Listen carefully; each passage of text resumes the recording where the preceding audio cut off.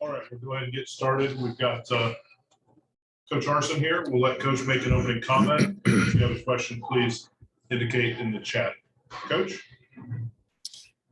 Yeah, well, disappointed with the result of the game and certainly the finish of it. So we had our opportunities as the game went on, not to be in that position.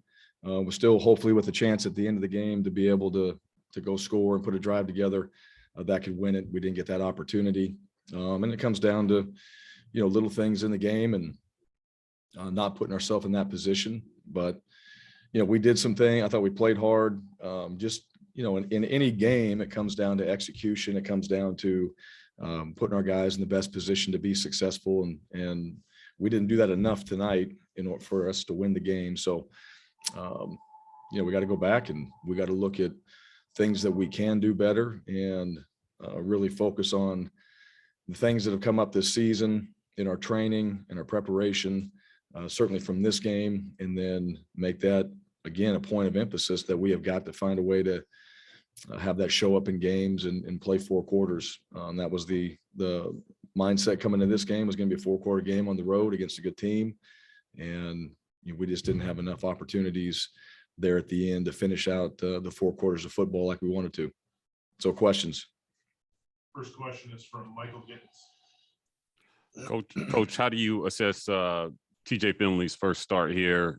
Looks like there were some opportunities out there, but Kobe Hudson was out tonight. How do you assess TJ's play and how much did missing Kobe Hudson affect you guys tonight? Yeah, that's hard to tell in a game. Obviously when you have guys that have played for you, you miss them. But what does that actually look like? You never know because they're not part of the game plan. And certainly not part of the game. And then TJ, I thought he was solid tonight. I'm going to watch the tape. I'm going to really look at what opportunities he had and what he didn't.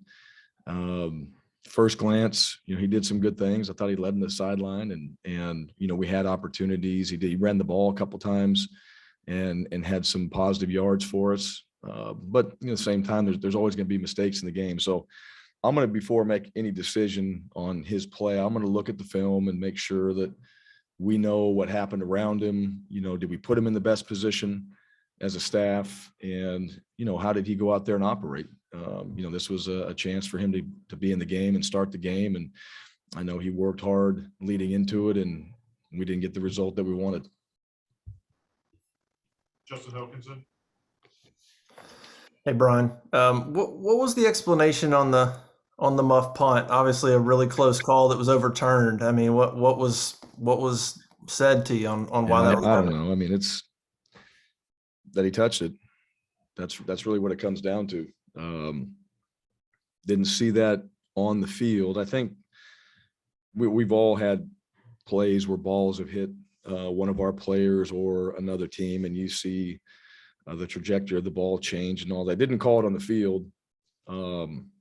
So that was a turn. They turned it over and decided that it touched him somewhere. And, again, that's in the game. They made that decision.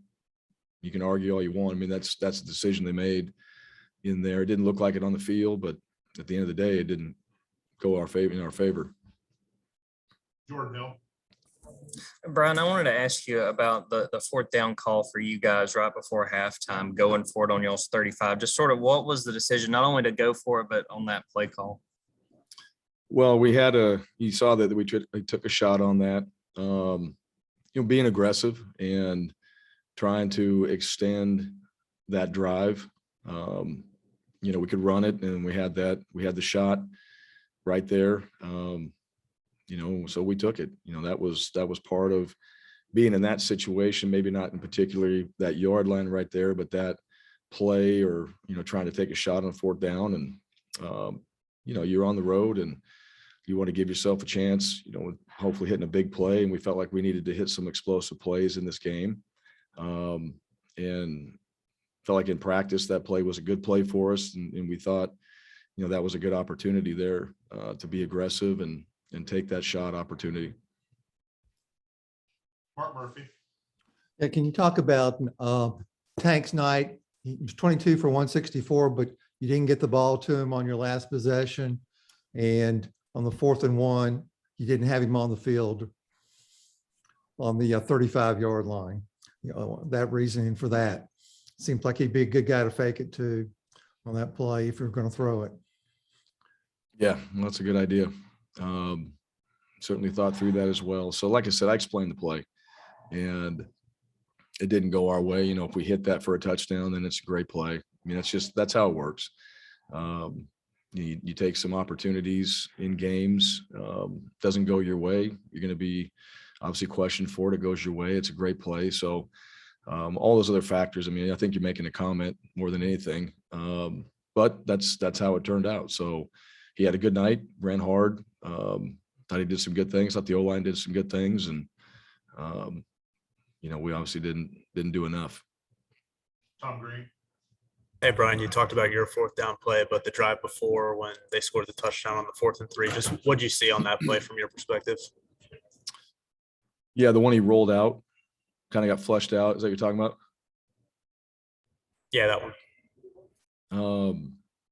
Yeah, if it's one I'm thinking about, he got flushed to his left and made a good throw. We got outflanked with the wide receiver. He made a good throw.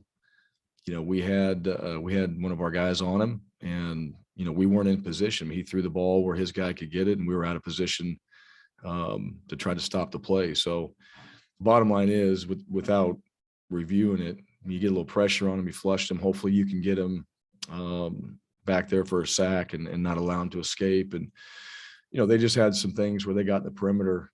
They were able to bounce a few runs. They got out of contain, and that was one of them right there. Jason Caldwell. Ron, you guys had 191 yards rushing, no turnovers. When you look up, you're surprised to look up and see 17 points with those kind of stats tonight? I'm always surprised to see 17 points with what we're trying to get done on offense. So, yeah, rushing, throwing, and all that, 17 points, just doesn't cut it.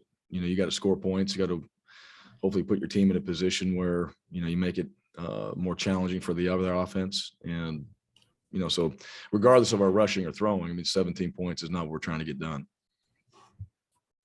Nathan King.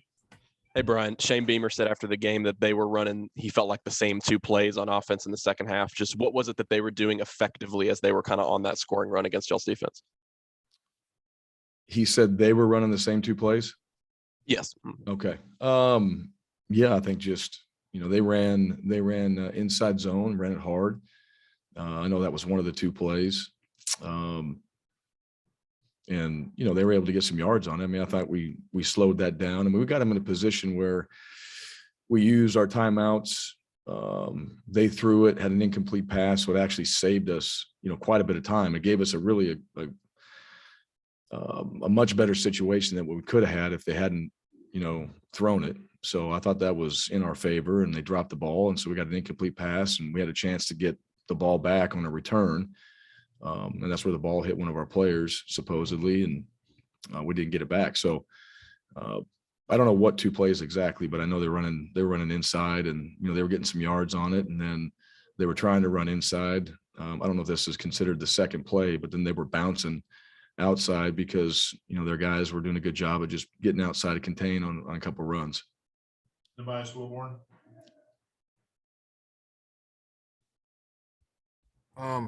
Obviously, Bryan, I know you guys want to go one and every week, as you always say, but this is now 2nd week in a row where you guys have lost double-digit leads. How do you kind of get it back together going into next week against Alabama?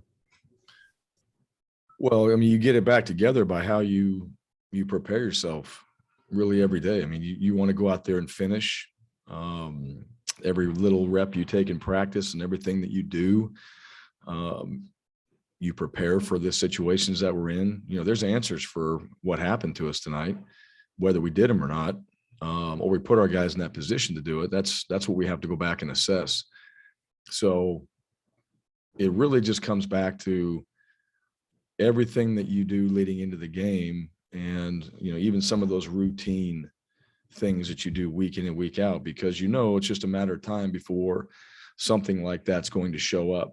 And there's got to be a total commitment to it. There's got to be a commitment to the things that you do week in and week out, just knowing that maybe it hasn't happened at this point. But there's certainly an opportunity for it to happen. And when it does, that you're going to be ready for it. So, I just think right now for this football team, we've got to do a much better job of that. And we got to put our guys in a better position to be successful as coaches. And, right now we're not doing it. I mean, we're not finishing games. We're not extending or putting ourselves in drives where we need points and being able to extend those drives in third down situations. So, we gotta be a lot more clutch in those situations than we have been. And that's what it comes down to. And at the end of the game, we got to be clutch in those tight situations like that. You prepare for it, but at the end of the day, it comes back to, how we focus on that, how committed we are to doing those things week in and week out. And then as far as coaches putting our guys in a position to be successful by what we emphasize and then the things that we that we talk about week to week, we've got to show up in the games, and that's on me. I've got to help this football team be more consistent with those, stay more focused on those, have the intensity and the discipline to make sure that those things that we do week in and week out and the things that we emphasize as a staff, they get done. That's what it comes down to. So it takes everybody to do that. And as the head coach, I got to make sure that everybody does that. And then it's ultimately got to happen in the game when, you have opportunities to go out there and execute, whatever it is that we've worked on that week, but execute it in the games. We got two more, Brian Matthews and Bill Cameron. Yes, Brian, I know in the last few games, y'all have struggled offensively in the second half. I think you had 56 yards in the fourth quarter tonight. Anything that you've seen that you picked up here over the last couple of weeks that's happening in the second half of games for you guys offensively? Yeah, we're not, I've used the word finish. It's a combination of execution. It's a combination of putting our guys in the best position. You got to be clutch. I mean, that's what it comes down to. You gotta be clutch in those situations. You got to be able to make plays when you need to and do it properly. We've got to be able to put them in the best position and give them a chance to go make plays and to be successful moving the ball down the field. And so it's a combination of all those things is what it is. And, that's what I got to make sure that we get corrected is, we've got to be much more disciplined, detailed, and consistent than what we've been. And that's the bottom line. And from an offensive standpoint, every time you get on the field, you want to score points. We're not doing that.